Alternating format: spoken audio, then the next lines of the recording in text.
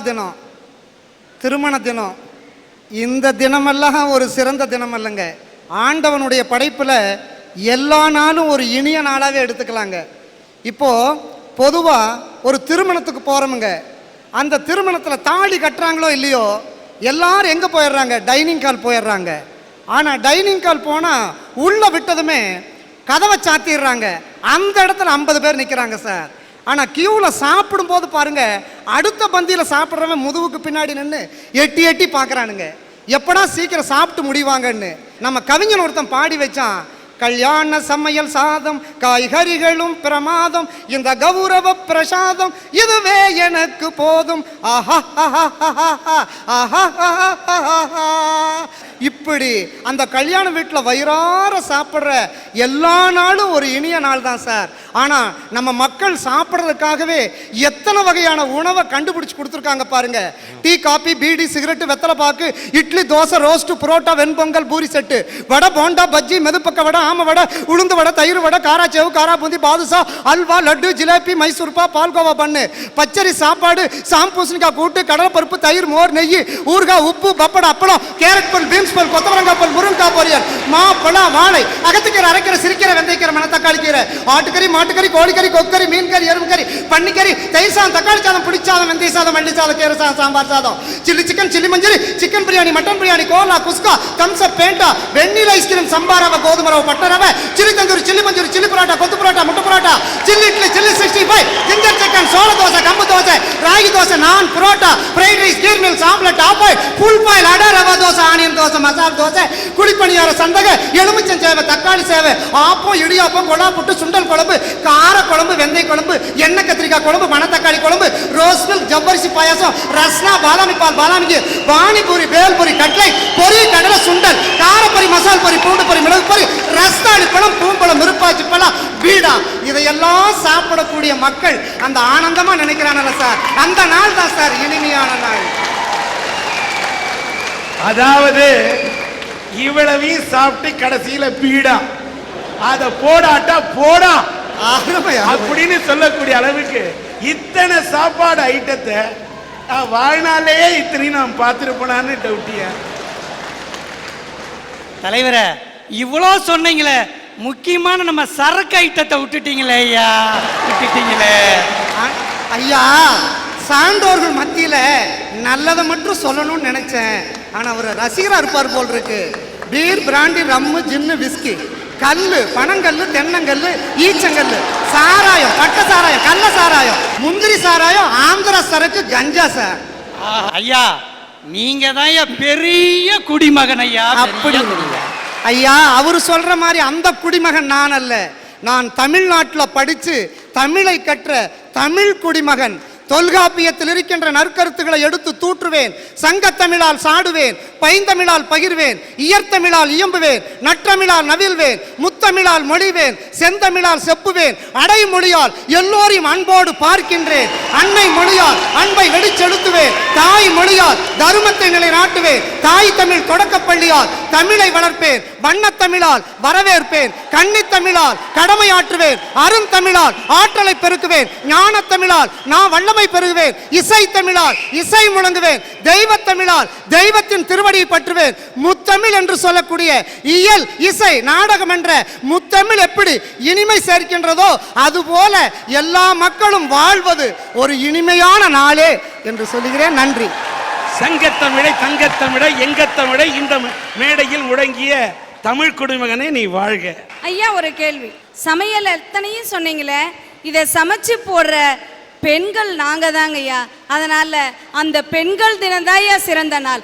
Aunty வீட்ல நீங்க சமைச்சு போறீங்க, ஹோட்டல்ல சமைச்சு போறது ஆம்பளைங்க தான். ஒரு நிமிஷம், பல பேர் வீட்லயே சாப்பிடுறது இல்ல, ஹோட்டல்ல தான் சாப்பிடுறாங்கன்னு சொல்லாம சொல்றியா? ஹோட்டல் சாப்பாடு போனாக்கா காசு கொடுத்தா கிடைக்கும், வீட்டு சாப்பாடு மனசை கொடுத்தாதான் கிடைக்கும். நாம என்னமோ பொதுவாக நினைக்கிறதோ ஆண் பெண் இருபாலார் தான் இருக்காங்கன்னு. இன்னைக்கு இருக்கிற மக்கள் எத்தனை வகையில் இருக்காங்க தெரியுங்களா?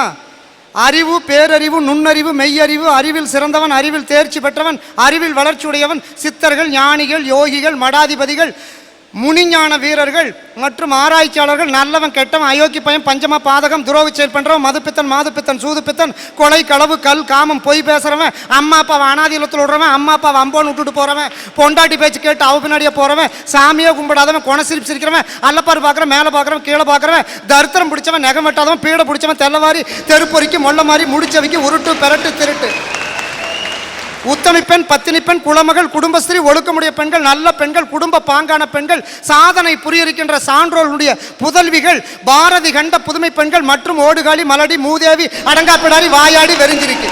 இன்னொரு 60 பேர் இருக்காங்க. அதை சொன்னா காதெல்லாம் ரொம்ப வலிச்சிருங்க. அப்படி இருக்காங்க. ஆனால் ஐயா அவர்களே, இத்தனை வகையான மனிதர்கள் இருக்கிற இந்த சமுதாயத்தில் அந்த மக்களெல்லாம் ஒவ்வொரு நாளும் இனிமையான நாளுன்னு நினைக்கிறாங்க. ஆனால் என் மனைவிங்க இன்னைக்கு காலையில, நேற்றுக்கு காலையில நான் கூட அடுக்குமொழி பேசி பார்த்துருக்கிறேன். நீ அடுக்கிக்கிட்டே போற முடியும். இன்னைக்கு தான் அடுக்கிறேன். வாழ்த்துக்கள் ஐயா. நேற்று காலையில மனைவி என்னை கூப்பிட்டா, மாமா இங்க வாங்க, பைப்பில் தண்ணி வந்து 4 நாள் ஆச்சுன்னா. அதுக்கு நான் என்னமா செய்யணும்னு, மாமா அந்த பெரிய குழாய் உடஞ்சி போச்சாமா, அதனால அரசாங்க லாரியில தண்ணி கொண்டு வந்து விடுறாங்க, போய் பிடிச்சிட்டு வாங்கன்னா. நானும் மனைவி சொன்னான்னு ஒரு குடத்தை கொண்டு போய் எம்டி குடத்தோடு நின்றுட்டு இருந்தேன். நல்ல தண்ணி லாரி வந்து அப்படி திரும்பி நின்று பைப்பை ஓப்பன் பண்ணி விட்டாம் பாருங்க. ஒரே ஆம்பளை பொம்பளை கூட்டம் முட்டி மோதி பிடிக்கிறாங்க.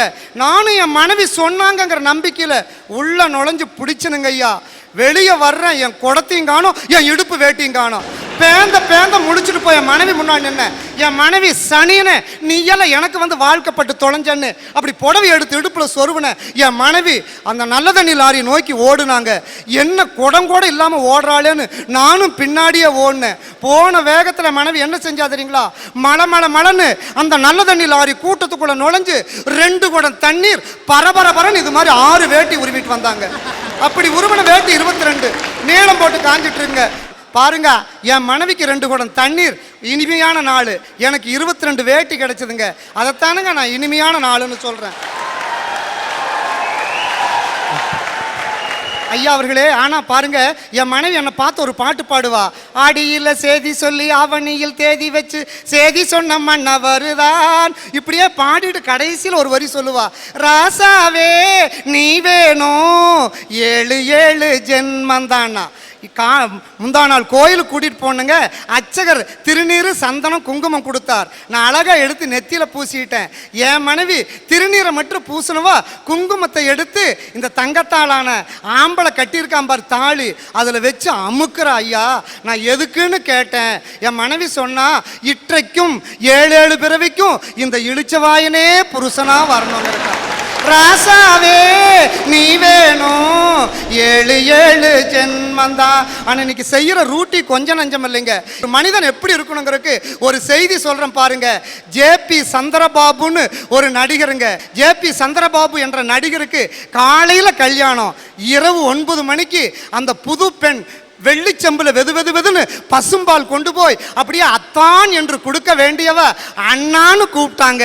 ஜேபி சந்திரபாபு கேட்டா, என்னம்மா முதல் இரவுல கட்டின புருஷனை அண்ணான்னு கூப்பிடுறியான்னு கேட்டபோது அந்த பெண் சொன்னா, நான் 5 வருடமாக ஒரு வாலிபனை காதலிச்சேன், மனசார விரும்பினேன், எங்க அப்பா பிரிச்சு பெரிய நடிகர்னு உன் தலையில கட்டிட்டாருன்னு சொன்ன போது சந்திரபாபு அந்த கைப்படாத ரோஜாவை அந்த பெண் யார விரும்பினாலோ அந்த காதலனிடம் ஒப்படைச்சிட்டு வந்தார். அவங்க அப்பா சொன்னார், கேட்டாரு, மகனே சந்திரபாபு, டே நீ மிகப்பெரிய நடிகர்ரா, ஆனா எல்லாத்தையும் தானம் கொடுக்கலாம், ஆனா மனைவியே தானம் கொடுக்குறியாடா அப்படின்னு சொன்ன பொழுது தந்தை முன்னாடி என்ன பண்ணார் தெரியுங்களா, அன்னையின் கையில் ஆடுவதின்பம், கண்ணியின் மடியில் சாய்வதில் இன்பம், தன்னை உணர்ந்தால் உண்மையில் இன்பம், தன்னலம் மறந்தால் பெரும் பேரின்பம், பெரும் பேரின்பம்.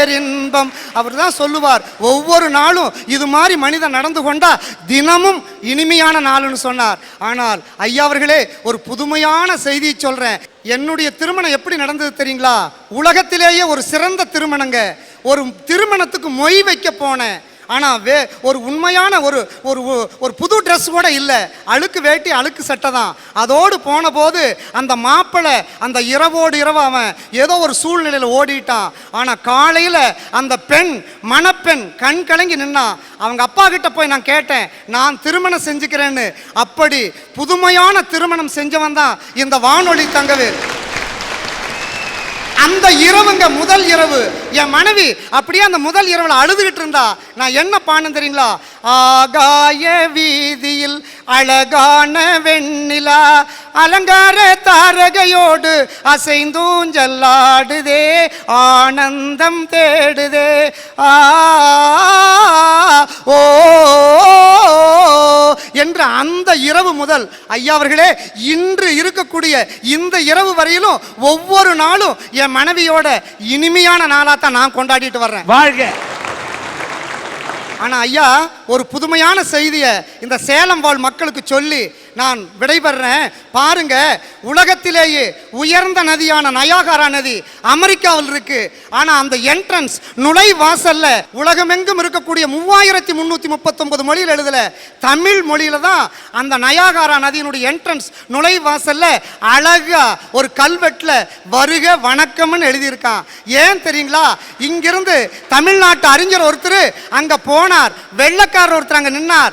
ஐயா இங்க வாங்க, உலகத்திலேயே உயர்ந்த நதியான நயாகரா நதிக்கு முன்னாடி உங்கள் எழுத்தில் 26 ஆங்கில எழுத்துல வெல்கம் எழுதியிருக்கலாம், ஏன் எங்க தமிழ் மொழியில வருக வணக்கம் எழுதியிருக்கீங்கன்னு சொன்ன போது அந்த வெள்ளக்காரர் சொன்னார், ஐயா தமிழறிஞரே, உலகத்திலேயே உயர்ந்த நதியான நயாகரா நதி எங்கள் நாட்டிலே உள்ளது, உலகத்திலேயே உயர்ந்த மொழியான தமிழ் மொழி உங்கள் நாட்டிலே உள்ளது, உயர்ந்த நதியும் உயர்ந்த மொழியும் ஒன்றாக இணையட்டும் என்பதற்காக வருக வணக்கம் எழுதியிருக்காங்க. அப்படிப்பட்ட உலகமெங்கும் இருக்கக்கூடிய தமிழ் நெஞ்சங்கள், தமிழ் சான்றோர்கள், அந்த தமிழ் தாங்கிய நெஞ்சங்கள் மற்றும் உலகத்தில் இருக்கக்கூடிய அத்துணை மக்களும் ஆணும் பெண்ணும் எல்லோரும் பல்லாண்டு வாழட்டும் என்று சொல்லி வானிதழ் ஒன்செங்காந்தன் ஆம்பல் அனிச்சம் தன்கைய குவளை குறிஞ்சி வெட்சி செங்கோடுவேரி தேமா மணிச்சிகை உருதுநாறு அவிழ்கொத்து உந்துள் கூவிலம் எரிபுரையெருளம் சுள்ளி கூவிரம் வடவனம் வாகை வான் பூங்குடசம் எருவை செருவிலை மணிப்பூங்கருவிலை பைனி வாணி பல்லினர் குரவம் பசும்பிடி வகுலம் பல்லினர் காயா விரிமலர் ஆவிரை வேரல் சூரல் குறுகி புலை குறுநருங்கண்ணி குறுகிலை மருதம் விரிப்பூங்கோங்கம் போங்கம் திலகம் தேங்கமிழ் பாதிரி செருந்தி அதிரல் பெருந்தன் செண்பகம் கரந்தை குளவி கடிக்கமல் களிமா தில்லை பாலை கல்லுவர் முல்லை புள்ளை பிடவம் சிறுமாரோடம் வாழை வள்ளி நீள் நல்ல தாளை தளவம் முள்தாட்டாமரை ஞாழல் மவ்வல் நருந்தன் கோவிடி சேடல் செம்மல் சிறு சங்குரளி கோடல் கைதை கொங்குமுதர் நறுவாலை காஞ்சி மணிக்குலைக்கல் நெய்தர் பாங்கர் மராம் பல்பூம் பிண்டி வஞ்சி பித்திகம் சிந்துவாரம் தும்பை துளாகை சுடற்பூந்தோன்றி நந்தி நரவம் நரும்புன்னகம் பாரம் வீரம் பைங்குறுங்கத்தி ஆரம் கால்வை கடியிரும் புன்னை நரந்தம் நாகம் நல்லூர் நாரி மாயிருங்குருந்தும் வேங்கையும் இந்த 99 மலர்களோடு என் உள்ளத்திலே இருந்து எழக்கூடிய அன்பு என்ற அந்த பூவையும் சேர்த்து 100 பூக்களோடு இந்த அரட்டையரங்க ரசிகர்களும் உலகெங்கும் இருக்கக்கூடிய தமிழ் மக்கள் பல்லாண்டு வாழட்டும் என்று சொல்லி எனது பணிவான கனிவான வணக்க மலர்களை காணிக்கை மலர்களாக்கி சமர்ப்பித்து நீங்கள் பல்லாண்டு வாழ வேண்டும் என்று சொல்லி இந்த அறிவின் பெட்டகம், அறிவின் களஞ்சியம், அறிவுக்கோர் துருவ நட்சத்திரம், அறிவுக்கோர் உலக கஜானாவின் அணைக்கட்டு பல்லாண்டு வாழட்டும் என்று சொல்லி என்னை எதிர்த்து பேசினாலும் இந்த பெண்ணுக்கு சில நாட்களில் திருமணம் ஆகட்டும் என்று வாழ்த்து உங்களிடமிருந்து விடைபெறுகிறேன். வாய்ப்புக்கு நன்றி நன்றி நன்றி நன்றி. வாழ்த்துக்கள். இந்த கனிமொழி, கவிமொழி, கண்டல் மொழி, காவிய மொழி, தென்மொழி, தேன்மொழி, தெவிட்டாமொழி, தேயாமொழி, என்னுடைய சங்கத்தமிழ் தங்கத்தமிழ் கொண்டு சிங்கத்தமிழனாக உரையாற்றிய தங்கவேலே நீ வாழ்க வாழ்க. அஸ்வினி பரணி கிருத்திகை ரோகிணி மிருக சித்தம் திருவாதிரை புனர்பூசம் பூசம் மாயில்யம் மகம் உத்திரம் அத்தம் சித்திரை சுவாதி விசாகம் அனிச்சம் கேட்டை மூலம் பூராடம் உத்திராடம் திருவோணம் அவிட்டம் சதயம் பூரட்டாதி உத்திரட்டாதி ரேவதி என்று அத்தனை 27 நட்சத்திரங்களையும் பாராயணம் செய்து மேஷம் ரிஷபம் மிதுனம் கடகம் சிம்மம் கன்னி துலாம் விருச்சிகம் தனுசு மகரம் கும்பம் மீனம் என்று 12 ராசிகள் பாவிகளையும் கத்தறிந்து பாரப்பா பகலவனும் தனித்தை பாம்பு இரண்டும் பகருகின்ற இக்கோள்கள் ஆறில் நிற்க கூறப்பா குமரனவனை கண்டால் குமலகத்தில் புலி கண்ட பொத்து போல் ஆவர் என்று என்னுடைய புலிப்பாணி பாடினானே. அத்தனை கோள்களை பற்றி படித்த நான் என்னுடைய தமிழ், என்னுடைய செவ்வாயை, என்னுடைய தமிழ் தாயை போற்றிய உன்னுடைய இதழ் வாழ்க என்று இந்த ரோஜா இதழ் கொண்டு வாழ்த்துகிறேன்.